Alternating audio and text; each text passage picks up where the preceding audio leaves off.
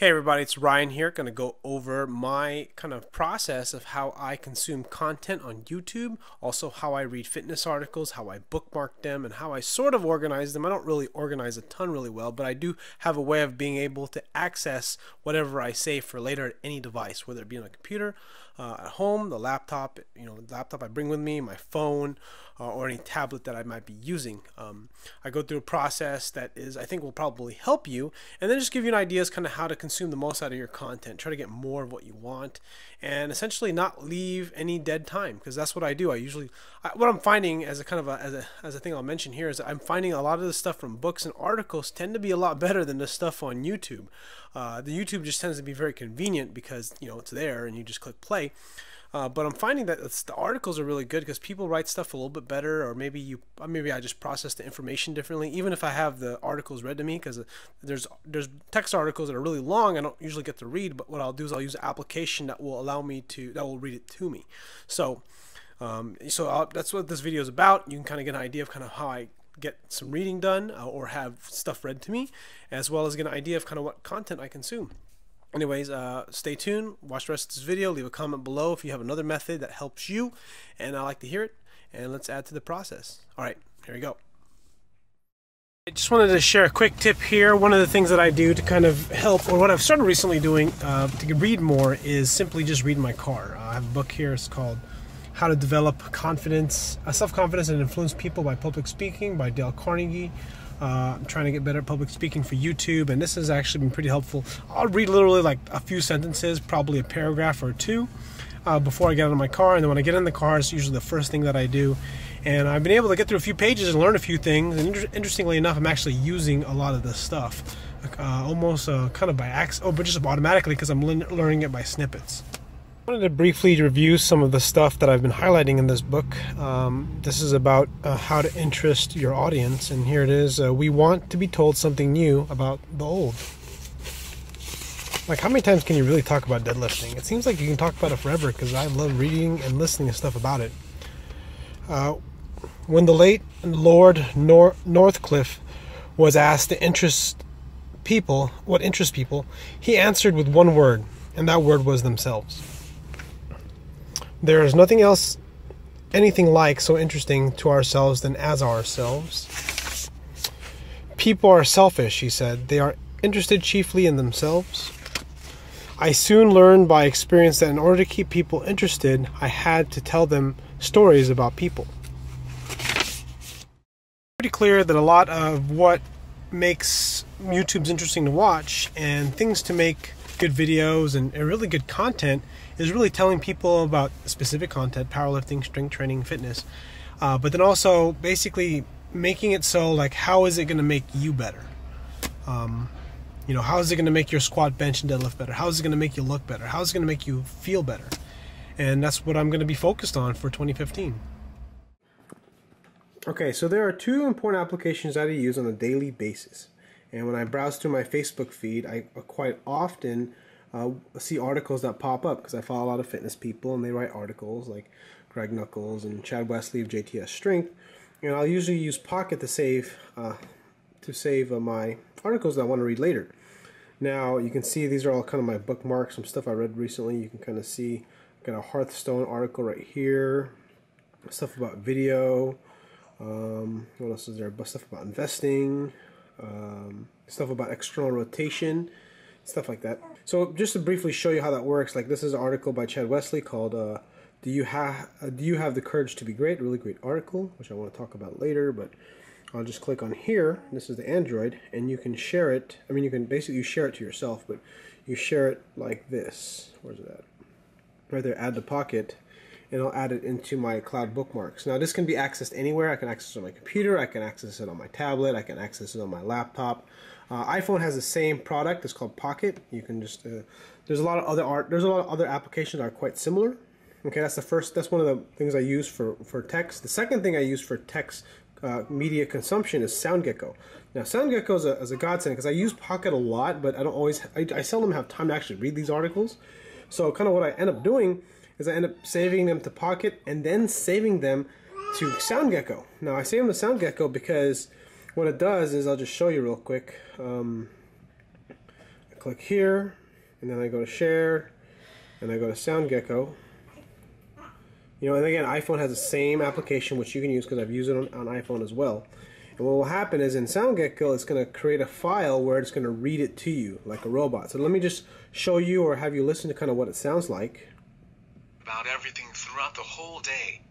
He wasn't the strongest or most talented attendee that day. Now, sometimes, I mean, unless you're a really good reader, you're probably just going to read it yourself. But sometimes there's a lot of long articles out there, or maybe you just want to, you know, maybe you're just backed up, and eventually you get so backed up you don't end up reading anything that you want to read. So this is kind of a way for me to get as much information as I can in my brain while I drive, because I'm sort of that kind of a person.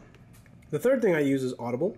It's audio books. Currently what I'm listening to right now is about investing with Tony Robbins, talking about the money master the game, 7 simple steps. And some other stuff I've been recently reading also is, where is it at? You can just kind of see my list right here. There's Creativity Inc. It's a story about a Pixar. Then there's Linchpin and The Icarus Deception, which are books by Seth Godin. Stuff about basically business and kind of being creative. And then also, and typically this is what I do for YouTube. I will go into my subscriptions up here, and then I will go down my list and see what kind of catches my attention. Typically I won't have time to watch a video. I seldom actually watch very few videos on my computer, but things I like to watch, to remember to watch. Like I always watch Boogie's stuff, so I'll save it for later. Just things that sort of catch my attention. Like on the watch, what to watch now, I'll go down in here, like this, for example, I want to watch this by Brandon Campbell, and like this here, deadlift bar placement, I think it's already there. So then what I'll do next is I'll go to watch later, and typically what I'll do on my phone is I'll usually play from watch later, and you can kind of see what's already been played. 10 must-have Android apps, and then I got this one I got to watch top 5 squat tips. And this is just stuff I've been watching recently, or listening to. Typically, I'll listen to a lot of this stuff. I don't really watch a lot of it. Like some of the stuff I actually have to sit and watch would have to be like, you know, what's in my bag, CES 205 to 2015, and then there's this Chris Duffin video, which I'm going to watch here in a little bit, and that's kind of what I do. And then as I watch things, I will delete them. So I hope you found that information informative, and I hope that it will help you sort of find a way to take some of the ideas that I gave you to maybe use in your own method of consuming content. I did wanted to touch my opinion on some of the YouTubers that I do watch or used to watch. I watch more of and less of, and I'm finding that just some stuff from opinions, because I find like a lot of stuff that I read or have the articles read to me, I tend to be a little bit more effective and stick with me just a little bit more. And just some stuff that come to mind is Brett Contreras, Greg Nuckols. Some of the articles that I read on JTS Strength, they seem to have, I don't know if it's more impact. Maybe it's because it's not a robot. Maybe it's because it's an article and not someone talking to you, so I can't really judge the way a person is saying it.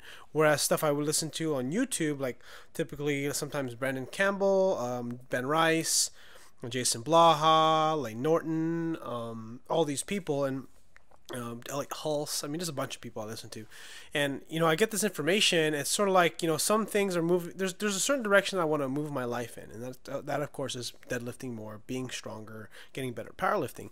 But it's also to grow my channel. It's also to kind of grow some sort of fitness business online. I don't know what it is, but somehow make myself better in the process of just becoming, you know, a better version of myself, a stronger version of myself, as Elliot Hulse would say. And I just do this stuff because it's kind of just how I process things. And kind of what I'm finding is I stopped listening to a lot of Jason Blaha's stuff, because I still subscribe to his channels and I still watch some of his videos, but I used to watch a ton of his videos. And I just found myself becoming really, really negative, and I found myself basically hating supplements. Not that I was already kind of biased against supplements, and I hated supplements more after watching a lot of his, and then almost considered doing steroids to some point. Because it's just funny, because everyone will sort of nudge you in a certain direction, and kind of the theme of my channel is just really like, here's this, there's this, and you make your own choice. That's kind of like what I like to do. But you know, Jason Blah has his own way. It's not a knock on him. It's just how he is, and what I notice how he affects me. And then you got who's another one? Brandon Campbell and Omar Isuf tend to be just entertaining. Don't get me wrong, they do have some good information sometimes, like Omar Isuf does too. But a lot of the Omar Isuf stuff that's been really good, as far as the stuff that's stuck with me, well, the stuff that he has, it tends to be very basic. But the stuff that's really, really good is the stuff with Jeremy Hamilton. Honestly, those were the best videos. That's the only reason why I subscribed to his channel, and that's particular specific to me. Some of the videos I do used to watch a lot of, I just haven't had the time for them, and I end up bookmarking them and not, or putting them on watch later, not able to watch them. Is the Garrett Blevins and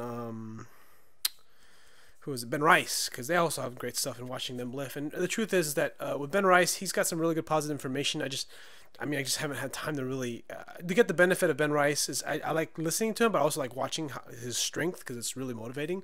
Garrett Blevins, he's been putting a lot of videos up on program design and talking about technical stuff, and those have been really good. However, the lifting videos, I just haven't had a chance to do those, but I've been watching those too, on and off. So those are just kind of like my thoughts. Brett Contreras, I wanted to say, is that he does really good writing, and I'm finding that his stuff is just, I don't know, it just speaks to me a little bit better, because it's just a little bit more technical, more sciencey, more, I guess, nerdy is a better term of it. Because Kelly Starrett, I'm a big fan of Kelly Starrett. They're kind of in the, I don't know, I guess the way they talk is similar, like trainer speak almost. And then what else is there? And then JTS Strength has been kind of a new one to me. Brandon Lilly's always awesome. I wish he published more, but he doesn't. Anyways, that's the end of this video. This video's really gotten a little bit long, but if you've gotten to this point, leave a comment. That way I know you're one of the few that actually watched the whole video. Because I just, obviously if you watched this far or listened this far, it's because you're trying to do something similar to me, and that is make yourself as best as you possibly can. Anyways, thanks for watching, and I'll see you guys on the next video.